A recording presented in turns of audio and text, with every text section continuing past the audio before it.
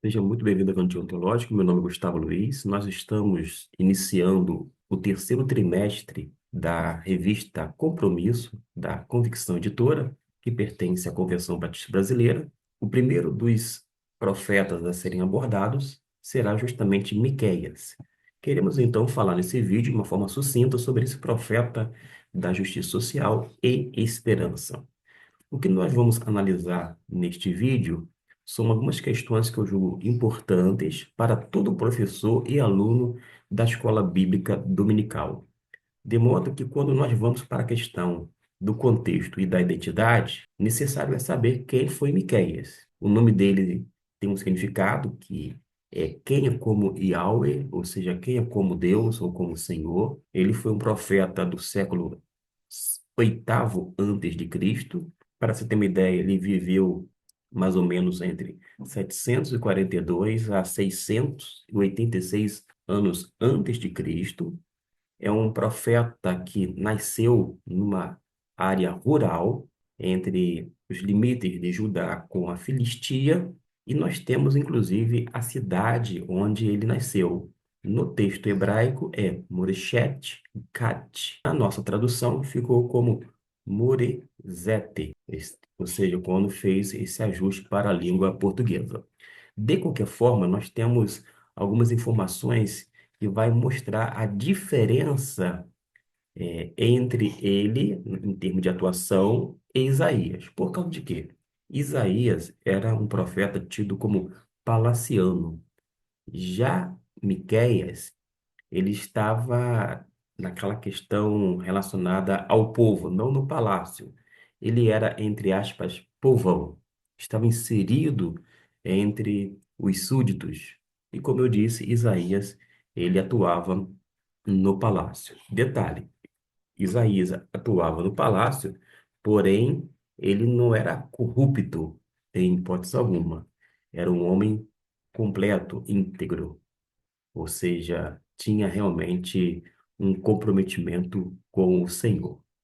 Mas durante o ministério de Miqueias, ocorreu alguns reinados, Jotão, Acais, Ezequias, e que foi marcado pela expansão assíria e pela queda do Reino do Norte, que é uma referência a Israel, no ano 722 antes de Cristo. Feito essa colocação, vamos analisar agora essa questão geopolítica e o cenário histórico. Por quê?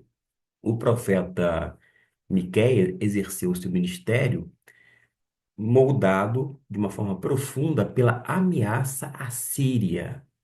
Lembra que houve o exílio, a queda do reino de Israel, e, portanto, é sobre essa pressão, não apenas interna, mas externa, que ele vai atuar.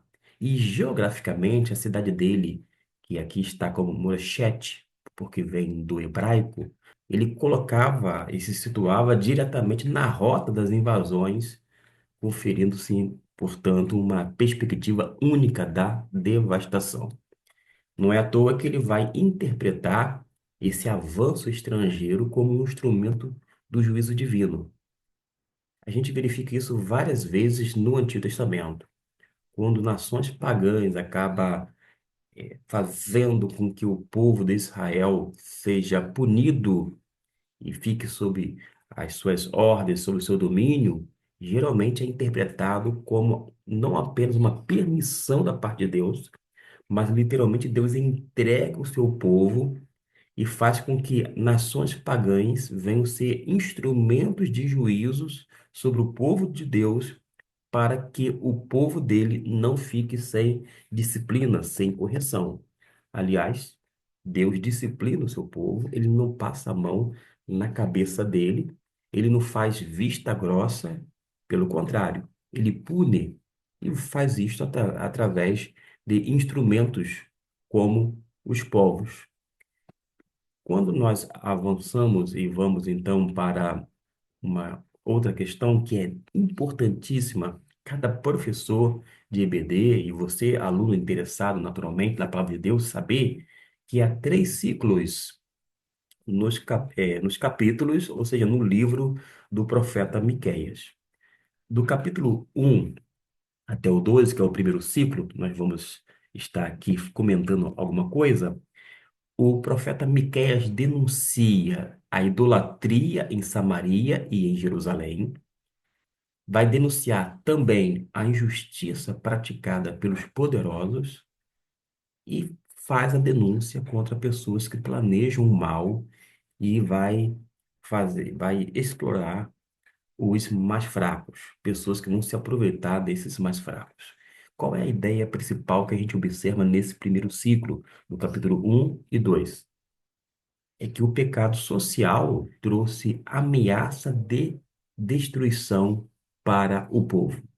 Mas nesse segundo ciclo, nós vamos observar que do capítulo 3 a 5, o que acontece? O profeta critica, primeiramente, os líderes políticos corruptos, critica autoridades religiosas falsas, porque não estavam sendo autênticas, e critica os governantes que estavam se aproveitando do povo.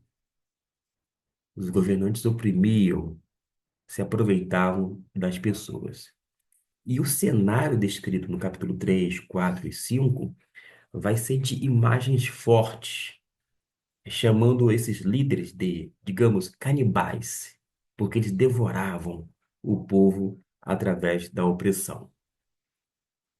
Agora, nós temos um outro ciclo, que é o terceiro, e observe que até mesmo antes do terceiro ciclo, esse ciclo, o segundo, ele vai terminar com uma esperança messiânica. Como assim? Vai surgir um governante justo, haverá restauração futura e Deus ainda vai cumprir as suas promessas. Já no terceiro ciclo, que é justamente do capítulo 6 e 7, vai descrever um processo judicial simbólico do povo contra Israel. Uma outra coisa é que vai mostrar a explicação do que é a verdadeira religião. E, por fim, a misericórdia divina vai estar no final, ou seja, o desfecho é uma ação misericordiosa que vai ficar patente diante do povo. E não é à toa que vai terminar com esperança, perdão e restauração. Temos aqui Miqueias capítulo 5 versículo 2: E tu, Belém Efrata, posto que pequena entre os milhares de Judá, de ti me sairá o que governará em Israel, e cujas saídas são desde os tempos antigos, desde os dias da eternidade, diz a palavra de Deus.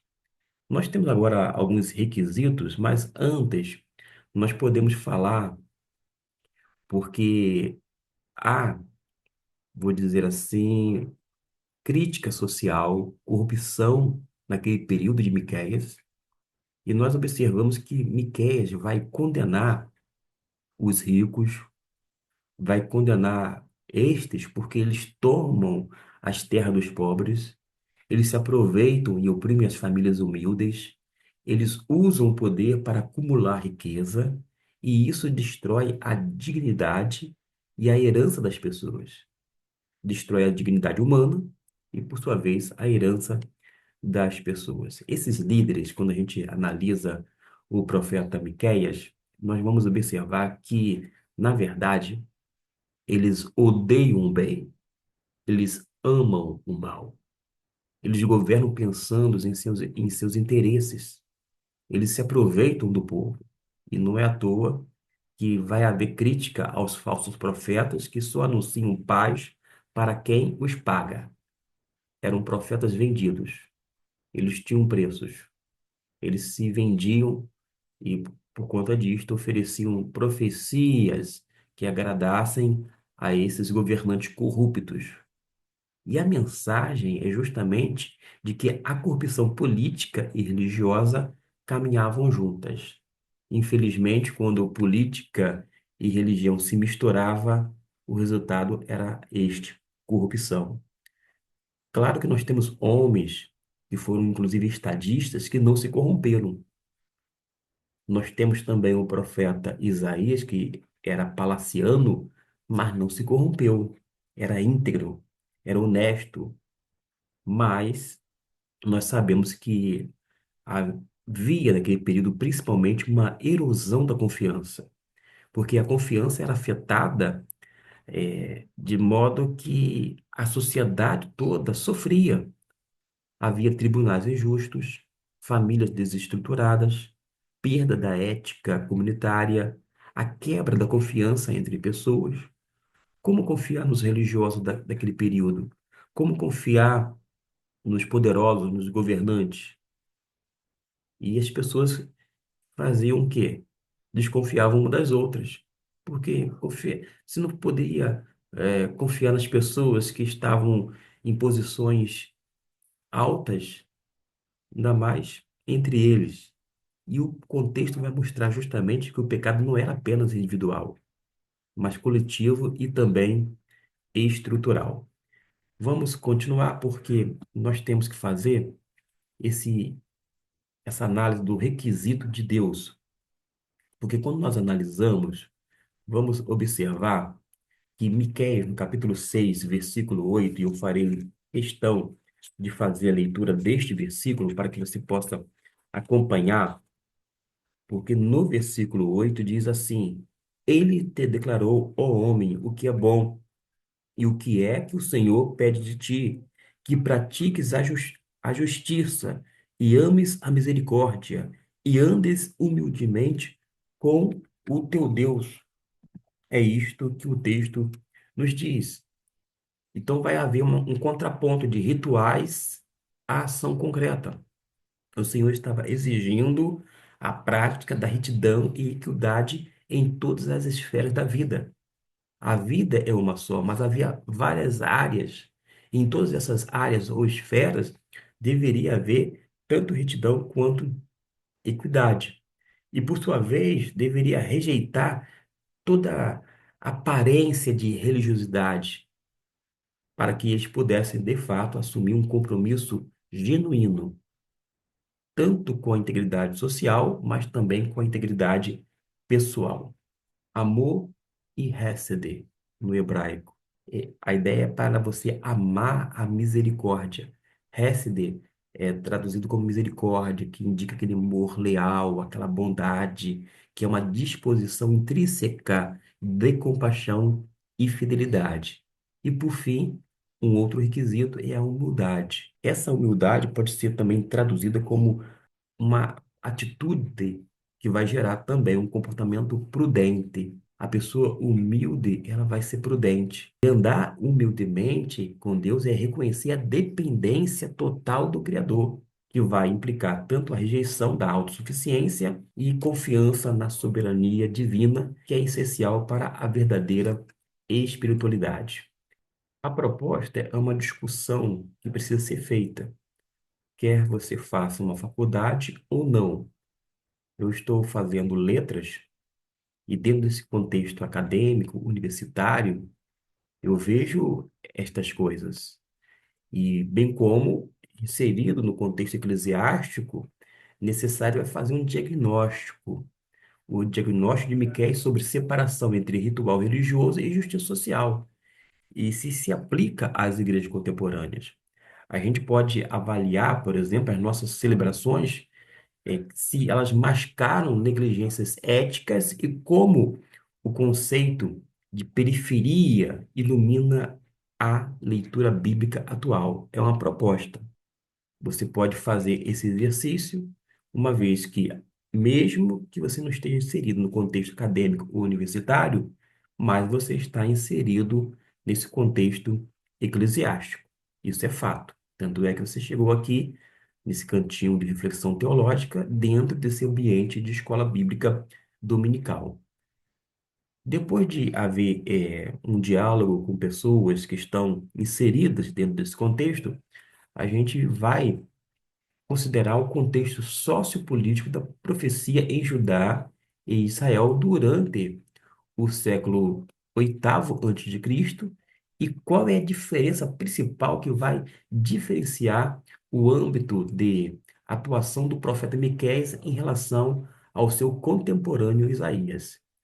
Isaías era contemporâneo de Miqueias, porém Miqueias estava lá no povão, no meio das pessoas, e Isaías atuava no palácio. Seria opção A: Miqueias defendia abertamente a aliança militar com a Síria, enquanto Isaías era veementemente contrário a tal política? B: Miqueias dirigia suas profecias exclusivamente ao reino do norte, enquanto Isaías focava nas elites de Jerusalém? C: Miqueias trazia uma perspectiva crítica das regiões rurais de Judá, enquanto Isaías atuava primeiramente no centro político e religioso de Jerusalém? E D: Miqueias era originário da linhagem sacerdotal, enquanto Isaías provinha de uma família camponesa? A resposta se encontra aqui. Nós vamos oferecer é justamente a C. Miqueias trazia uma mensagem, digo, uma perspectiva crítica das regiões rurais de Judá, enquanto Isaías atuava primariamente no centro político e religioso de Jerusalém, uma vez que ele estava literalmente inserido no palácio. Mas qual é a conclusão que nós podemos fazer desse material que vai servir, como eu disse, de apoio para cada professor, cada aluno da escola bíblica dominical? Primeiro que Miqueias de Moreshet Gad, ou simplesmente Moresete, criticou a, aquele aproveitamento dos poderosos em relação aos camponeses durante aquele período. Nós vimos aqueles três ciclos que vai denunciar tanto a idolatria quanto a corrupção sistêmica dos líderes civis e religiosos em Judá. Vimos também que o profeta ofereceu esperança messiânica, prometendo um governante de Belém desde os tempos antigos. E fizemos a leitura de Miqueias capítulo 6, versículo 8, que vai sintetizar a ética divina, que inclui a prática da justiça, amar a misericórdia e andar humildemente com Deus. O que nós observamos, para você ter uma ideia, nesse livro de Miqueias, é que Deus rejeita a injustiça social. Religião sem ética não tem valor. Uma liderança corrupta vai acabar destruindo todo o povo. Mas mesmo assim, Deus oferece esperança, restauração aos que se arrependem. Um dos versículos mais famosos, certamente, é Miqueias 6:8, porque praticar a justiça, amar a misericórdia e andar humildemente com Deus faz toda a diferença e é um versículo que nós temos que parar, ler, meditar, estudar, pesquisar à luz do seu texto e contexto, para assimilar muito bem, porque no final das contas, a gente sabe que uma religião verdadeira, ela terá valor se ela for ética, se agir com justiça e, sobretudo, com equidade. Que Deus nos abençoe, que você possa continuar conosco, acompanhando não apenas sobre a introdução de Miqueias que nós vamos fazer, mas também o material da nossa escola bíblica dominical através da revista Compromisso. E você pode aproveitar, maratonar em vídeos sobre hebraico, grego, enfim, várias questões relacionadas à palavra de Deus.